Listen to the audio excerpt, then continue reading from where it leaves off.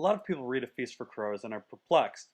There's hardly any Jon, there's no White Walkers, there's no Dany, there's no dragons, there's no Tyrion, there's no Stannis the Manus, there's no ice, and there's no fire. Instead, we get a story about some acolytes at the Citadel. We follow Sam on a boat trip. We follow around Brienne wandering.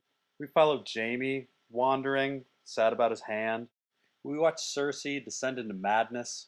And we follow around Ariana Martell on a seemingly pointless quest to put Myrcella on the throne. Now that quest was only stopped so the Quentyn quest could go forward, but that one fails as well. So what's the deal? Was that whole book pointless? No, it's all part of the Dornish master plan.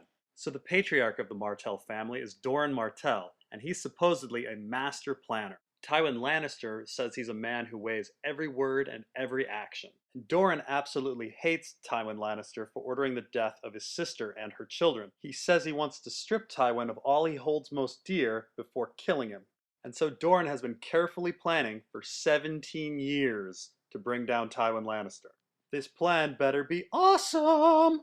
Well, according to Doran, this is the plan. Step 1, marry Arianna to Viserys. Step 2, there is no step 2. His entire plan was to rely on a friendless orphan to somehow raise an army and come and conquer Westeros. And the replacement plan after Viserys died was for Quentyn to go across the sea and ask Dany to marry him so she can conquer Westeros for them. First off, both of those plans are horrible.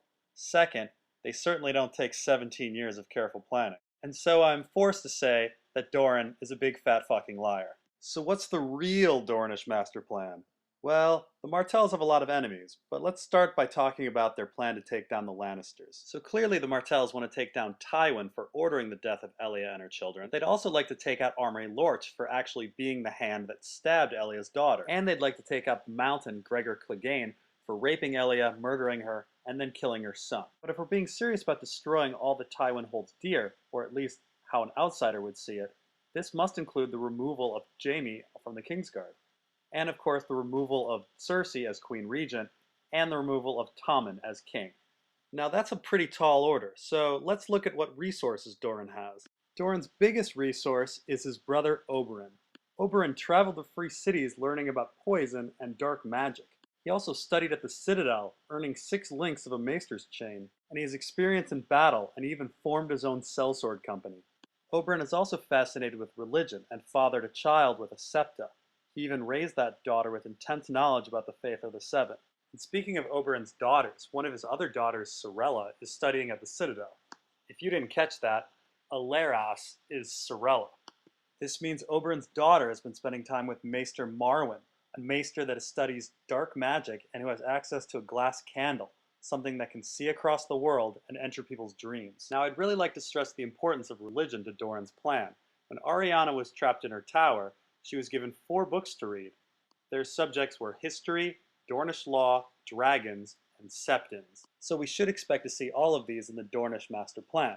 But getting back to Oberyn's background. Oberyn's background seems rather unique, but there's actually a sellsword company with the exact same background. And that company is the Brave Companions. Jaime describes the Brave Companions as being both foreign and Dornish. They also have Qyburn, who also has connections in Dorne, who also studied at the Citadel, who also studied dark magic, who also studied poison, and who also studied with Marwyn.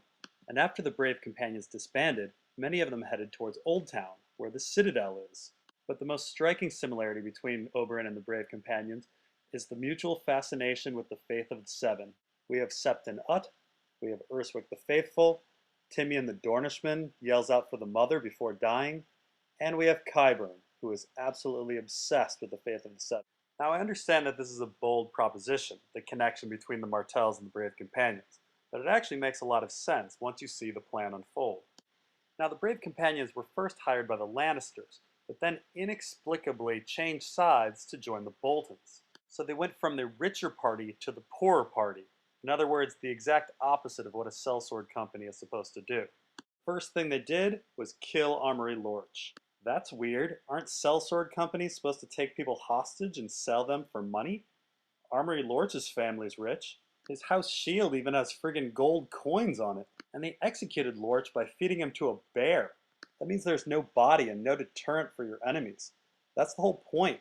That's why people put heads on spikes and leave hanged men up, and flay men and put them in front of their castle. The brave companion's actions seem insane, unless you work for House Martell.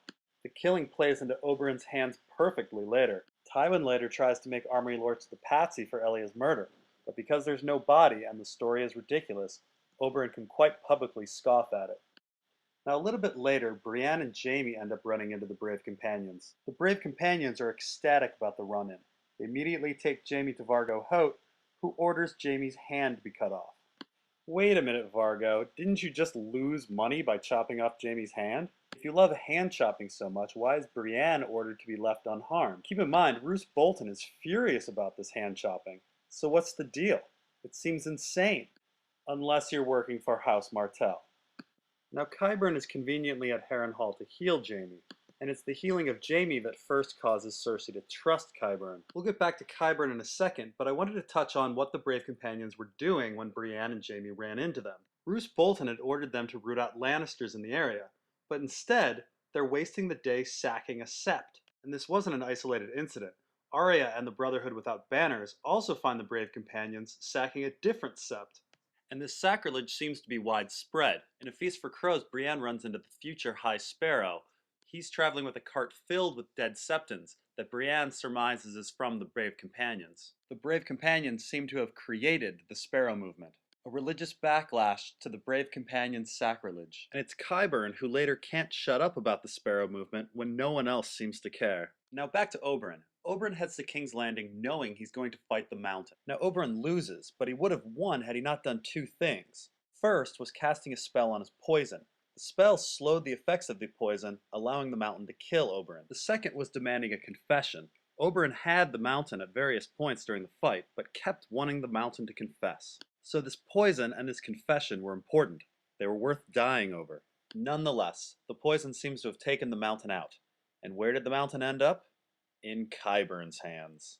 Now, you may find it weird that Oberyn planned to fight the Mountain before he left for King's Landing. How did he know Joffrey would be poisoned, and how did he know Tyrion would be accused of the poisoning? The answer is he didn't. Oberyn came to King's Landing and poisoned Tywin, and was expecting to go on trial for Tywin's murder. That's right, when Tyrion killed his own father, he actually killed a dying man. How do we know this? Well, when Pycelle is describing his poisons during the trial, he mentions widow's blood, which causes death by constipation. Tyrion later remarks that his father looks like he's been poisoned, and when Tyrion confronts him during his escape, Tywin is on the toilet. He's been there a while, as Shay, the prostitute, is asleep. It's only after Tywin dies that his poo comes out. And for some unknown reason, his body reeks afterwards. And you know who ends up with his body? Qyburn. And this is the point where the plans come together in a very cool way. So the Brave Companions essentially framed House Lannister for sacrilege, and this caused the rise of the High Sparrow, who is itching to put Cersei on trial for anything. And Qyburn's manipulation has pushed Cersei into even more crimes. Now normally Cersei would be untouchable because she has the best fighter in the world, but the Brave Companions took away his hand. And so Qyburn has created Cersei a new champion out of the body of Gregor, Sir Robert Strong. And the creation of this Frankenstein's monster was aided by Oberyn's poison, that seemingly wouldn't let Gregor die. But Oberyn's confession made Tywin and Cersei promise that Gregor would die. So Cersei orders Qyburn to send the Dornish the head of Gregor. Qyburn sends them a head, but the head lacks any flesh on it. The Dornish worry that the head is actually the Mountain's, and then Oberyn's daughter Nymeria seems to explain Oberyn's plan. She says, "If Gregor Clegane is alive, soon or late the truth will come out. The man was 8 feet tall. There is not another like him in all of Westeros. If any should appear again, Cersei Lannister will be exposed as a liar before all the 7 kingdoms." So simply by using Robert Strong, Cersei is about to expose herself as a liar. And that's as far as we are in the story, but the Martell plan goes even bigger than the Lannisters, and we'll talk about that in part 2.